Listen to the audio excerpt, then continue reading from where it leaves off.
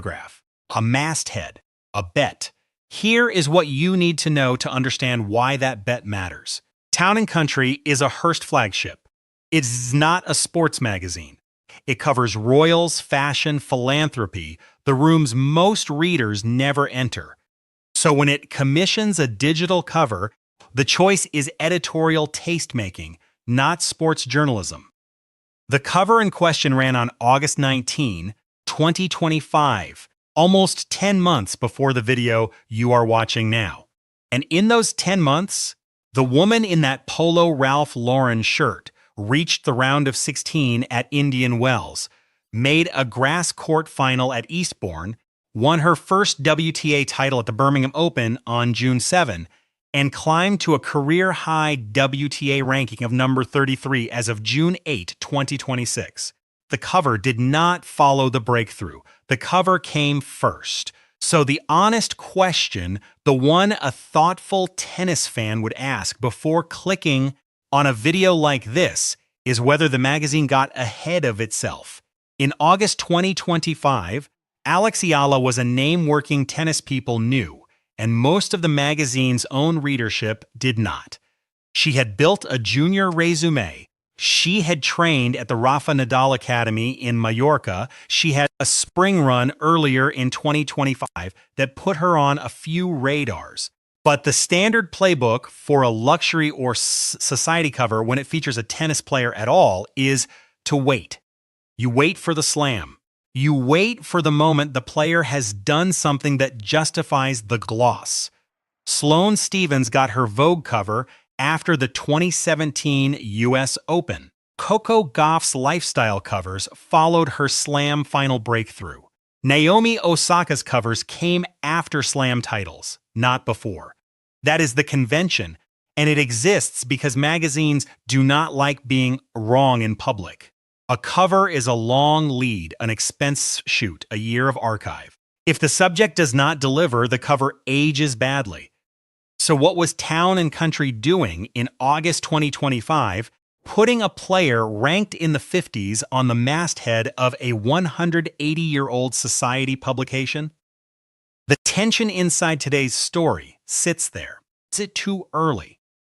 Was it a Hearst editor reading the tea leaves better than the tour itself? Or was it a magazine deciding that a cover did not have to follow stardom, that it could help define what stardom looks like in the first place? Start with the simplest fact. The cover existed before the resume justified it. On the day of publication, Eala had no WTA title, no slam quarterfinal, and a ranking that floated somewhere in the 50s. TNC was not buying a finished product. It was buying potential, and it was telling its readership, society, fashion, the lifestyle audience, that this was a face worth knowing. That is point one. Point two is the writer's own framing, because this is where today's story gets a fact most viewers will not have seen. The article was written by Emily Burack, the magazine's deputy digital editor. On the day the cover dropped, Burack posted on Instagram that it was a dream to write my second digital cover story for Town & Country and have it be our first tennis digital cover. Her words attributed, dated August 19, 2025. Inside the building, this was understood as a category opening decision, not a one-off feature, a first. Then the 10 months happened, and this is where the cover begins to read differently. On March 9, 2026, Alex Eala walked onto a stadium court at Indian Wells and reached the round of 16, the first Filipina ever to do it at that tournament. Town & Country ran a follow-up piece.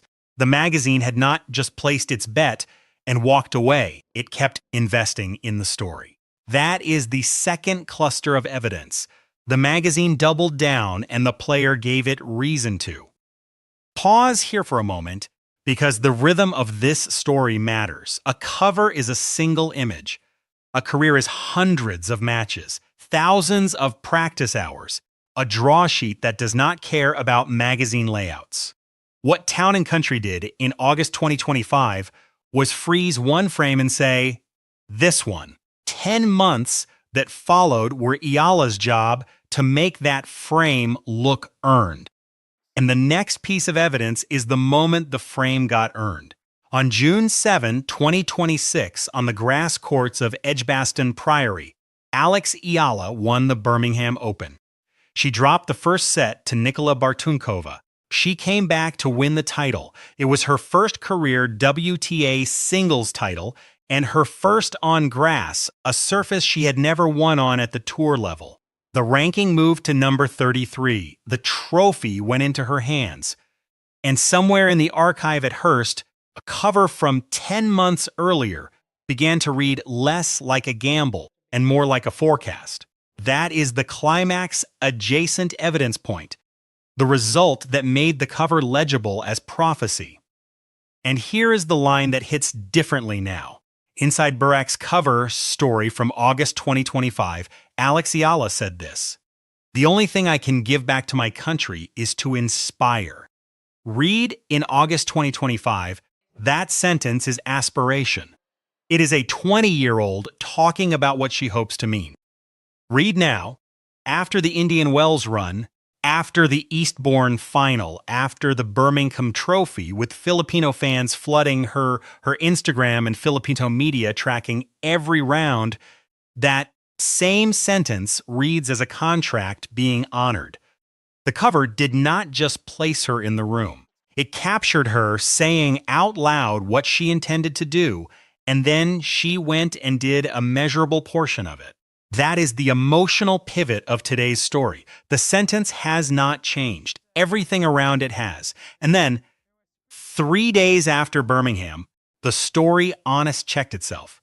On June 10, at the Queen's Club Championships in London, Eala lost to the American Eva Jovic 2-6, 2-6 in the round of 16.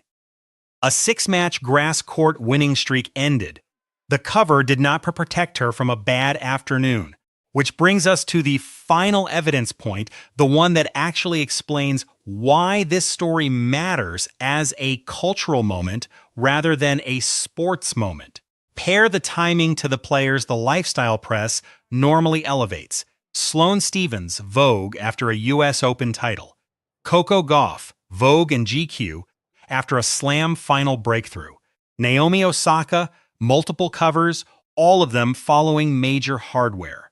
The convention is clear. The lifestyle cover is a victory lap. What Town & Country did with Alex Eala was different in a specific, documentable way. It ran the cover before any of those milestones existed. That is not a magazine's following sports stardom. That is a magazine helping decide what stardom is going to look like in this generation of tennis. And that distinction is the cultural story. Authority on what was happening inside that decision belongs to Emily Burack. She is the deputy digital editor at Town & Country.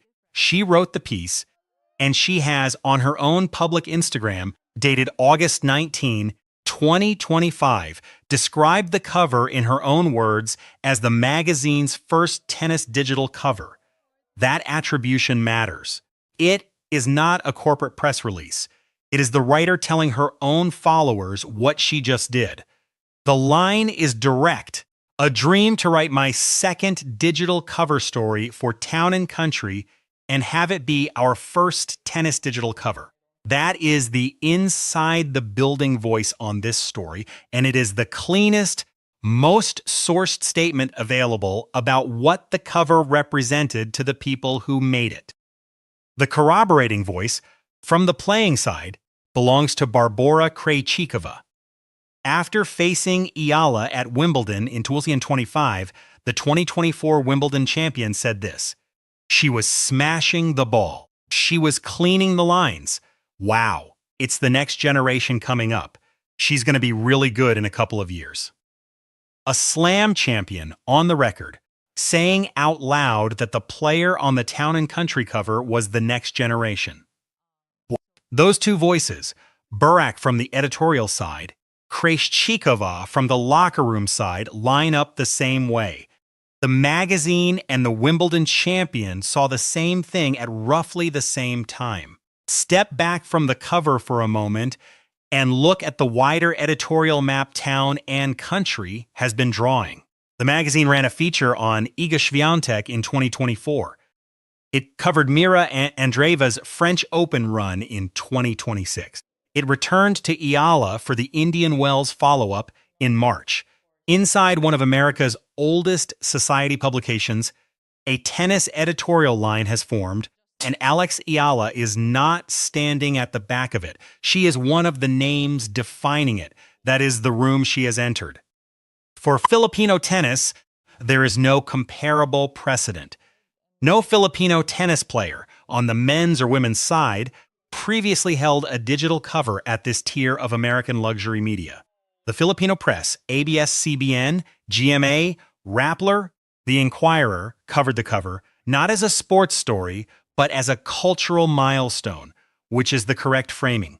A society magazine in New York chose a Filipina to introduce to its readership.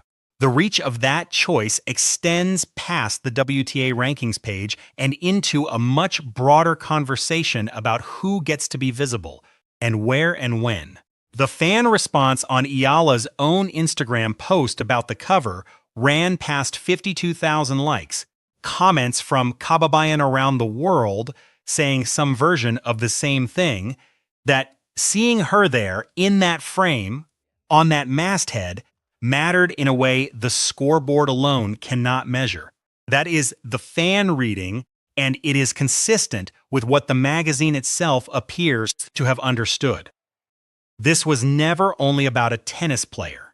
And then there is the part of the story that does not bend toward triumph. On June 10, 4 days before this video, Alex Eala walked onto a Queen's Club court, coming off the best week of her career, and lost in straight sets, 2-6, 2-6 to Eva Jovic. The grass streak that had carried her through Birmingham ended in roughly an hour. There is no on-record reaction quote from Eala about the match that fits the verification standard of this script, so there will not be one fabricated here. What there is the score. The score says the cover does not protect her. The score says the promise is not finished. The cover was not a coronation. It was an introduction, and an introduction is a beginning, not a destination. Next week, she is reportedly entered at Bad Homburg. The week after, Wimbledon begins, and if she holds her ranking, she will be seated at a Grand Slam for the first time in her career. The runway is open. The work continues. So look at the photograph one more time. A young woman in a polo Ralph Lauren shirt, a raffia hat, a Madrid afternoon, the masthead of a 180-year-old American Society magazine above her head. 180 years of covers. One Filipina. The room she is in now is not a locker room, and it is not a press conference. It is an editorial calendar at Hearst, a digital cover archive that until last August had never run a tennis player at this tier, and a tennis conversation that now includes her name next to Iga Swiatek and Mira Andreeva and Coco Gauff. Names town and country has covered. In some form, across the same 18 months, it covered her. The magazine's own writer called